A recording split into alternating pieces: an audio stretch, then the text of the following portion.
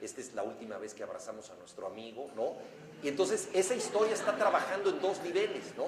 O sea, el tipo nos contó su drama, pero el drama nos afectó a nosotros en otro plano, ¿no? Entonces yo creo que hay que pensar en eso, ¿no? O sea, también en cómo llegan los personajes a esa foto, ¿no? Porque eso es curioso, digamos, porque eso es una historia que se puede contar, pero luego, ¿por qué esa historia le afecta a los personajes? O sea, ¿por qué si están en un viaje, ese era el viaje que uno siempre quiso hacer? ¿Y por qué ese viaje era tan definitivo? Etcétera, ¿no? Esas son las cosas que más importan, ¿no? Pero bueno, pero luego para escribir cada quien tiene sus mañas. Por ejemplo, yo tengo un llavero que me recuerda que he sufrido mucho, porque es un llavero del Necaxa. Y entonces, este llavero, pero no lo veo para recordar que he sufrido, sino porque yo cuando froto las llaves puedo pensar, según yo, puedo pensar mejor. Y luego en un libro de budismo zen leí que en el budismo hay trucos justamente para meditar y para pensar, que tienen que ver con hacer actividades manuales, ¿no?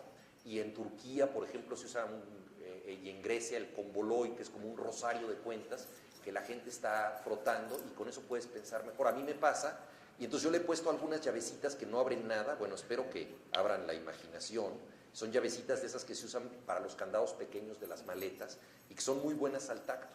Entonces yo necesito frotar, pero eso es una cosa totalmente personal, ¿no? Cada quien tiene eso. Pero yo lo que les recomiendo es que busquen vicios de este tipo, porque cada quien encuentra trucos para concentrarse, ¿no? Y para no pensar para no acordarte que tienes un sándwich riquísimo, y que te tienes que ir a comer el sándwich y lo dejaste en la cocina y que está el sándwich esperándote, ¿no? Sino para olvidarte un poco de eso, ¿no?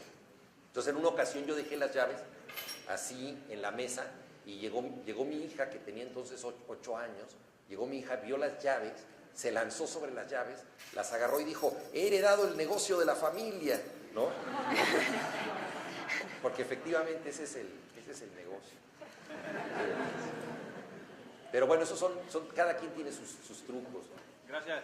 O sea, al contrario, gracias.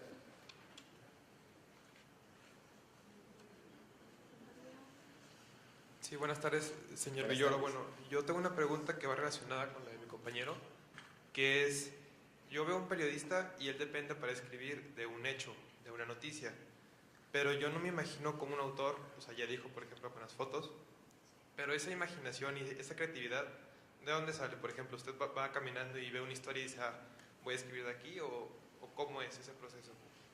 ¿Pero te refieres en la ficción o en el periodismo? No, en las novelas, por ejemplo. En las novelas, sí. No, mira, los estímulos llegan de maneras muy, muy diversas. Cosas que escuchas, cosas que sueñas, cosas que oyes, cosas que lees. Leer siempre es muy estimulante, porque piensas, esto podría haber sido de otra manera, ¿no?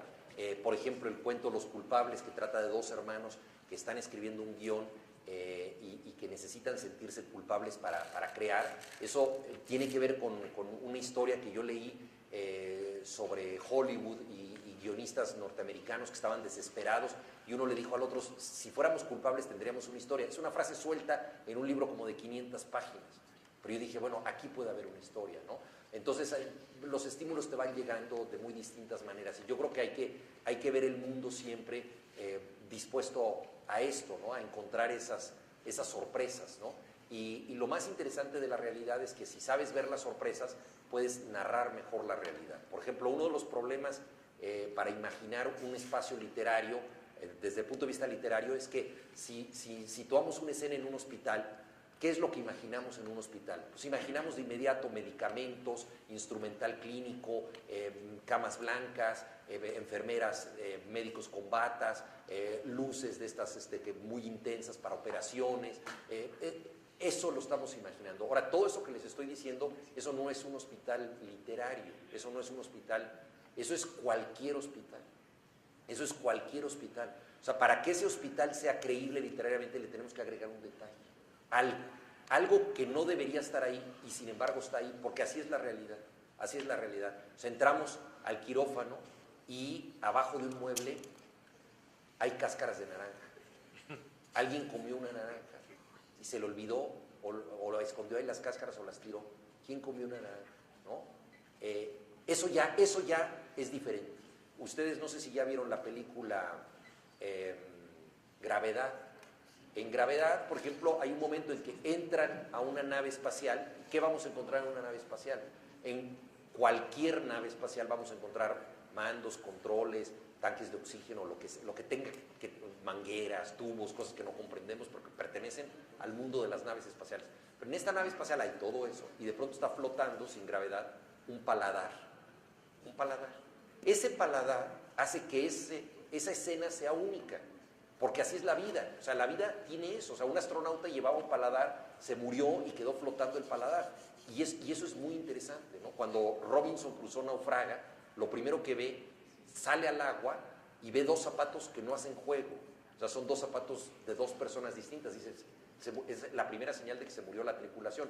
Entonces, yo creo que la imaginación literaria tiene que ver mucho con eso, con acercarnos a la realidad, porque en la realidad siempre hay cosas que no deberían estar ahí, pero están y son las que marcan una pequeña diferencia, las que singularizan algo, ¿no? Y eso lo podemos, los ejemplos que he puesto son muy sencillos, pero lo podemos volver tan singular como queramos.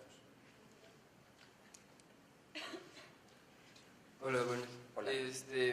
Bueno, a mí en el libro de Conferencias sobre la lluvia se me hizo muy interesante cómo venían muchísimas citas o partes de distintos autores, como Dante o Pablo Neruda, Octavio Paz.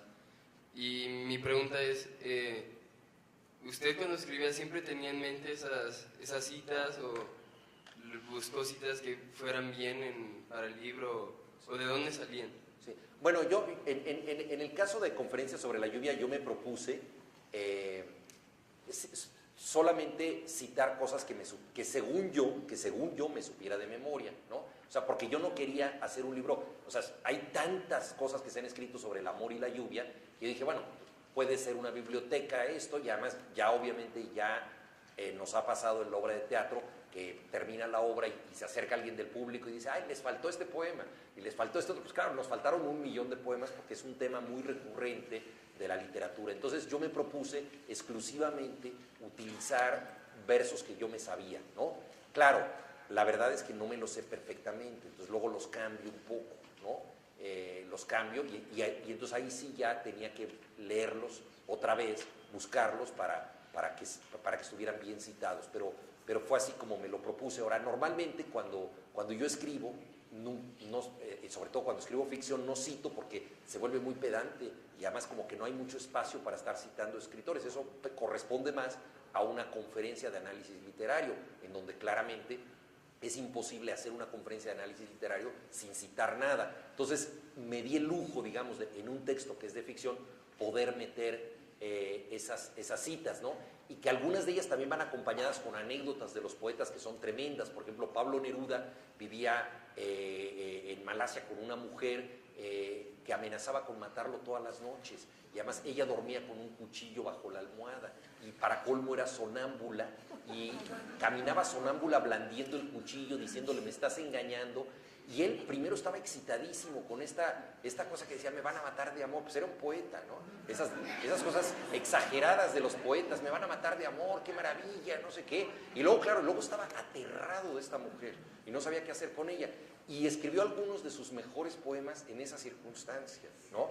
Y entonces, por ejemplo, pues yo tenía muy presente también, porque como yo iba a hablar de una relación amorosa no tan dramática, pero tenía muy, muy presente lo que le había pasado a Pablo Neruda de joven, ¿no? Ahí escribió Residencia en la Tierra, uno de los mejores libros de nuestro idioma.